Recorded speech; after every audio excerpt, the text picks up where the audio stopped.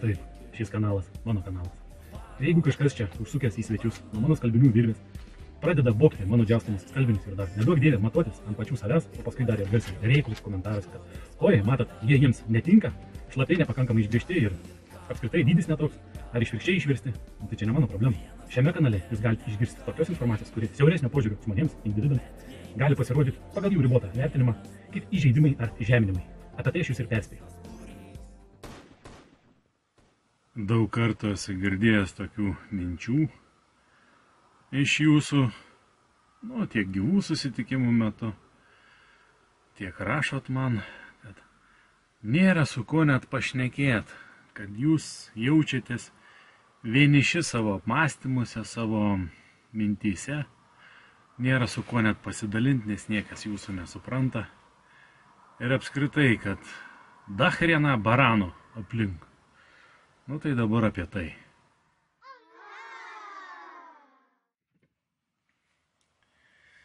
Buvo jau nemažai gyvų susitikimų, į kuriuos buvo tikrai nemažai atvažiavę žmonių, ir šiaip homo sapiens sutvėrimų. Ir tų susitikimų metu buvo jau seniai kalbėta, kad pagrindų pagrindas, ant kurio statoma viskas, kas susijęs su laisvu žmogum ar su žmogaus statusu, tai yra viešas laisvos valios išreiškimas. Kadangi mes gyvenam visuomeniai ar banduomeniai ir vis tiek tenka su ją santykiauti, tiesiai šviesiai pasakykim, tai viską, ką jūs išreiškit ir kas jums atrodo svarbu, turi būti prieinama ir tai visuomeniai ar banduomeniai. Tai nėra taip, kad jūs nusidarę savo kamurkiai, išreiškėt savo laisvą valią ten tiesiai kūrėjai, kurią kūrėjas ir taip žino, nes jis jūs sukūrė laisvavaliais ir laisvais, tik jūs patys į tos visus hamutus savo norų įlindot. Apgauti, neapgauti atskira tema, bet savo norų įlindot po prievartą tikrai niekas nevarė.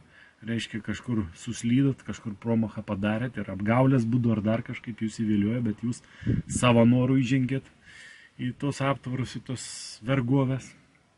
Tai laisvos valios išreiškimas ir turi būti viešas tam, kad jūs savo arsenalę turėtumėte argumentą. Tokį, kad taigi aš jau seniai pareiškiau ir viešai.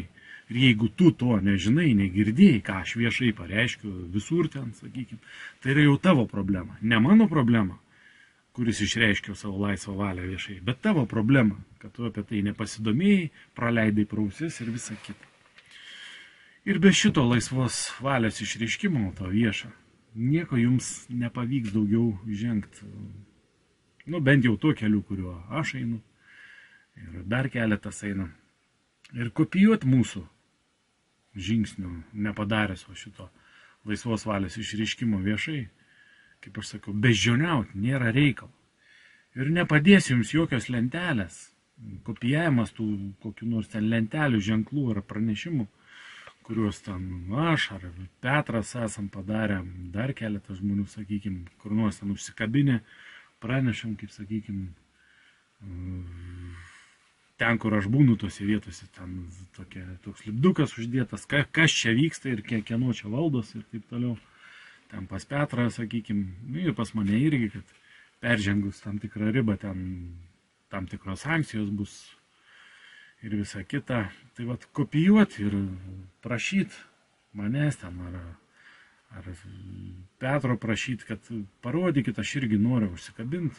Aš taip manau, nafik jūs klaustumėt. Sakau, čia be vardų ir pavardžių, bet kam reikia tą save atpažinti.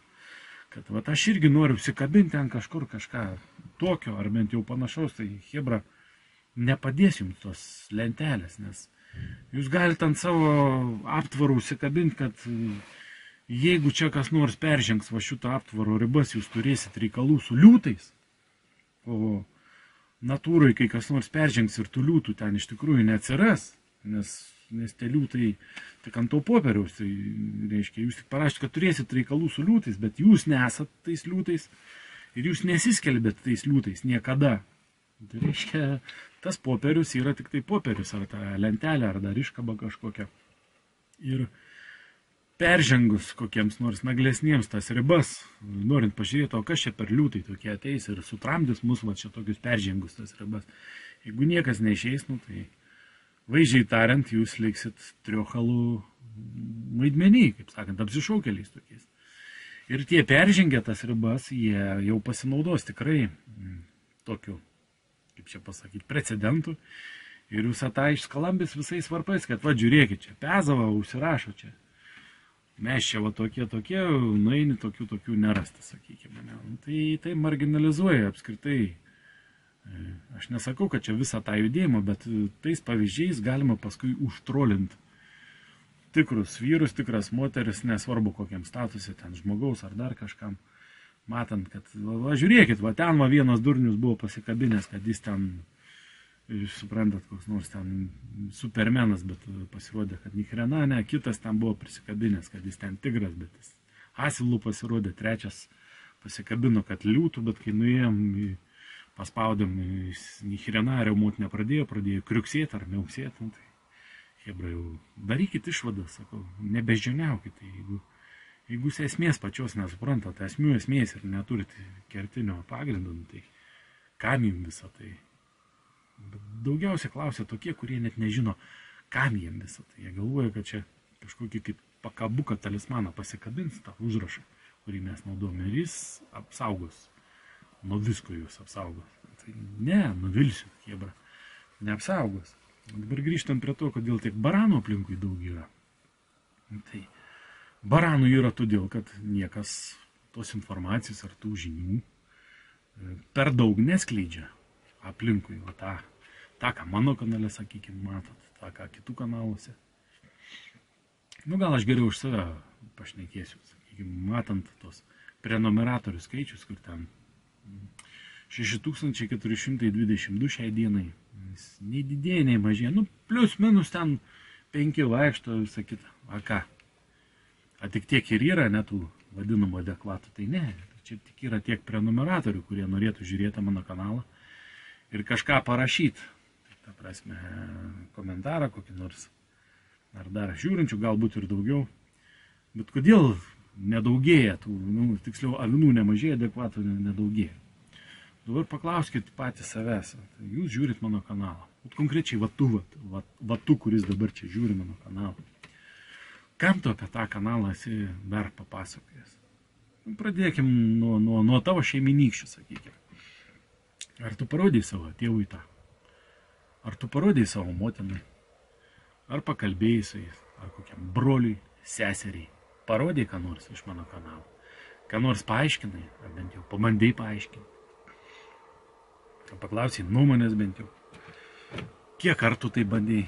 Nu, jeigu iš pirmo karto ten numoja ranką, čia durnius koks nors, dar kas nors. Nu, kad ir apie tos susibadimus, sakykime, bet dabar praėjus tam tikram laikui, bolėmėnėje netgi kai kurie iš baranų supranta, kad be reikalo jie ten kiauriai pasidarė susibadė. Dar sykį, ar pabandėjai po to pasakyti, nu ką, matėt? Ne. Tada sakėt, kad ta informacija čia tam kanale skleidžiama yra durnystė kažkokia, briedas. Dabar gal jau kitaip ir galbūt susidomėtų. O keliem parekomendavot. Iš giminių ten dėdėms, tetoms, pusbroliams, pusėseriams. Su ko nors pasidalinot, kokią nors nuorodą konkrečiai iš mano kanalo, kuom nors.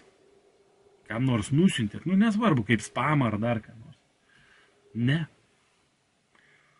Tai kai kiti nežino, nu, jūs einat su kažko, sakot, nėra man apie ką pakalbėti, nes jie ten netemų. Kodėl jie netemų? Nu, todėl, kad jūs tos temos ir neskleidžiat. Jūs nesidalinat. Jūs nekalbat su niekuo. Jūs tik paklausėt arba užvažiuojant kažkokio baranų, kuris visai netemų ir sulaukėt adekvačios to baranų atžvilgių reakcijų. Ne, čia briedas, čia aš nieko nežinau. Tai jūs pirma paruoškit, kaip sakant, dirba, ten išarkit, sukultivuokit, pasiekit, tada derlius bus nupjausit, ten ką pasodinti. Dabar jūs iš karto raunatės, į džiunglės raunatės, norit, kad jums takeliai atsivertų patys. Ne, taip nebus. Tai pradėkit nuo savęs. Nu, sakau, kiek iš jūsų žiūrinčių tą kanalą, klausinėjančių mane čia norinčių, bet žiniau, kiek laisvos valios išreiškimų viešų esat padarę ką? Nu, kiek? Ir dabar net ne taisyklė, bet dar vieną filtrą įvesiu. Nes jau 100 sykių esu sakęs, kad nuotoliniu būdu nieko nekonsultuoju, tuo labiau ten asmeniškai. Jie rašo tuo, daugelis net chytriai taip iš toli pradeda ten tarsi kažkokiais bendrais pasisveikinimais, palinkėjimais, visą kitą ir paskui asmeniniam temam pradeda šnekėti ir tokius klausimus uždavinėti, kuriuos jau 1000 kartų yra atsakyta mano kanale.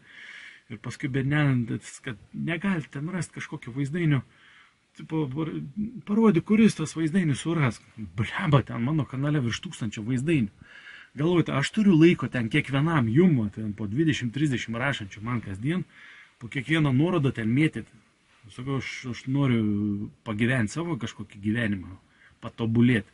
Kodėl aš turiu gaišti laiką už jūs, jeigu jūs patys už save tingit gaišti laiką? Kodėl aš turėčiau už jūs lenkti, vaizdžiai tariant, nugarą, jeigu jūs patys pasilenkti tingit? Kam aš turiu užrašinėti jums batus, jeigu aš jau 100 kartų parodęs, kaip tie batai užsirašami, bet jūs tingit pasilenkti ir patys susirišti tos batus. Ir paskui skundžiatės, kad jums nepatogu vaikščioti, klepsit ten mozolius, nutrina visą kitą. Baikit juokas. Tad visi tie, kurie man rašo dabar ir kažkokius klausimus uždavinėti, jau sakau, perspėju, aš nuotoliniu būdu nieko nekonsultuoju, eilinį kartą pakartoju, nerašykit manęs ir neklauskit ten dėl kažkokių asmeninių problemų, kaip čia už elektrą nemokėti, kaip čia, kur čia vaiką gimdyti, kaip čia kokius dokumentus įsimti ir visą kitą. Visa informacija yra mano kanale. Gaiškit jūs laiką, ieškodami to, kam aš jau sugaišau laiką, kad jums parodyčiau. Aš jau sugaišau laiką, o dabar pagaiškit laiką jūs, jeigu įdomu. Ir gaiškit laiką jūs kalbėdami su kitais baranais, tam, kad būtų jums su kuo pakalbėti, o nesiskūstumėt, kad nėra su kuo pakalbėti. Auginkit aplink save tą aplinką. Auginkit, kaip aš auginau. Aš kalbėjau su savo mama, su savo tėvu, ir su sesė savo kalbėjau, ir su dėdėm tetom kalbėjau, su pusbroliais kai kuriais. Tai rezultatų buvo įvairių. Jo atsirinko, kas yra kas, o supratau, kas toj taip vadinamai giminiai bedūšiai yra, arba mažadūšiai ten, visą kitą. Rezultatai nėra liūdniausia, kaip galėtų būti, bet dėja, tai vat jūs irgi aiškinkite. Ir filtras yra toks. Jeigu jau drįstat manęs klaust kažko, kas su žmonių tema, ten vyrų moterų tema, tai nurodykit iš karto, kur aš galėčiau susipažinti su viešai išreikšta jūsų laisva valia. Jūsų laisvos valios išreiškimu, kur aš galėčiau pamatyti jūsų. O tiem klausintiems, sakau, tie, kurie man rašysit, kurie rašot ir vėl bandysit rašyti, kur aš galiu pamatyti viešai išreikštą jūsų laisvą valią. Kad būtų labai įdomu pasižiūrėti, kaip tas valios išreiškimas skamba ten raštu ar žodžiu, nesvarbu, kur aš galiu pamatyti. Tai vat iš tos laisvos valios išreiškimų, iš konteksto ten, ar visą kitą, aš noriu susidaryti, kad ir išankstinė nuomonė tokia, bet susidaryti vaizdą, su kuo man čia teks dabar bendrauti. A jeigu tokio laisvos valios išreiškimo nėra, suprantat, ir jūs klausinėti, to labiau dar prašot, kad aš jums kažką ten paaiškinčiau ar duočiau kažkokį pavyzdį, bet jūs nesat padarę to laisvos valios išreiškimo, tai jūs net nesapnuokit, kad aš jums pateiksiu kažkokį įrankį, duosiu ar ką, nes, kaip minėjau, ten greičiausiai patys susigadinsit savo gyvenimą ir dar kitiems sugadinsit. Čia tas pats, kas beždžioniai granatą duoti. Net ne granatą, dėžę granatą duoti. Suprantat, susprogsit patys ir aplinkui išsprogdinsit. O paskui visi pirštais rodys, va, kai durneliams duodi to, ko jie nesupranta. Viską. Tai va, taip ir gaunasi. Tai pyksit, nepyksit, suminėjau. Va, kas ant dūšios guli, kaip sakant, šiandien viską čia jums ir išdėjau. Tarp tų vargšų girgždančių buratinų.